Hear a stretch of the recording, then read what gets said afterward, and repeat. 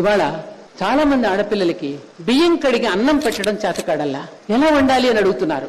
అన్నాన్ని కూడా స్వగృహా నుంచి తెచ్చుకుంటున్నారు, కర్రీ పాయింట్స్ నుంచి తెచ్చుకుంటున్నారు. మేము చిన్నప్పుడు అమ్మ వంట చేస్తూ ఉంటే అమ్మ చేస్తున్న విధానాన్ని దగ్గర ఉండి చూసి కూరగాయలు తరిగి పెట్టి బియ్యం కడిగి సాయంకాలం స్కూల్ నుంచి రాగానే ముగ్గులు వేసుకోవడం నేర్పి అన్నం వండడం నేర్చుకుని అన్ని చిన్నప్పుడే నేర్చుకునేవాళ్ళం. ఒక్కొక్కళ్ళు ఒక పనిని విభాగంగా పంచుకునేవాళ్ళం. వాళ్ళు ఒకళ్ళిద్దరి పిల్లలు ఉండబట్టి వాళ్ళకి ఏ పని రానివ్వకుండా గారంగా పెంచి వాళ్ళకి ఏ పని ఆఖరికి స్నానం చేసిన తర్వాత టవల్ ఆరేయటం అని కూడా చెప్పడల్లా తల్లి వాళ్ళే ఆరేస్తున్నారు లేదా పనాళ్ళు ఆరేస్తారు. ఇలా పిల్లల్ని మనం పాడు చేస్తున్నాం.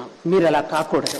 నేను చాలా లేడీస్ హాస్టల్స్ కి వెళ్ళాను, చాలా చూశాను. అక్కడ అస్తవ్యస్తంగా రూముకు వెళితే ఎక్కడ తడుచుకున్న టవల్ అక్కడ పారేయటం, ఎక్కడ జువుకున్న జుట్టు అక్కడ పారేసేటం, ఎక్కడ పడితే అక్కడ బట్టలు పారేయటం, రూముకి వెళితే కంపు కొట్టేటట్టుగా ఉంటున్న హాస్టల్స్ అని నేను చూశాను. హాస్టల్ మేనేజర్స్ చూడు, నీ రూముని నువ్వు శుభ్రం చేసుకోలేని దానివి, రేపు నీ సంసారాన్ని నువ్వు ఎలా తీర్చిదిద్దుకుంటావమ్మా అని అడుగుతాను నేను. తప్పుందా తల్లులు? ప్లీజ్ అండర్స్టాండ్ మీ. మీకోసం చెప్తున్నాను. రేపు భవిష్యత్తులో మీరు చిన్న విషయం కూడా చేయలేకపోతే నిర్వేదానికి గురవుతున్నారు. సెల్ ఫోన్ తో అమ్మకు ఫోన్ చేస్తున్నారు, నాన్నకు ఫోన్ చేస్తున్నారు. ఎక్కడో మీరు అమెరికాలో ఉంటారు, చేసుకోలేక అమ్మకు ఫోన్ చేస్తే అమ్మ తిట్టడం, లేకపోతే కోప్పడడం, ఉయ్యాల వారి మీద విరుచుకుపట్టడం, ఈ విధంగా జరుగుతున్నాయి కథలన్నీ.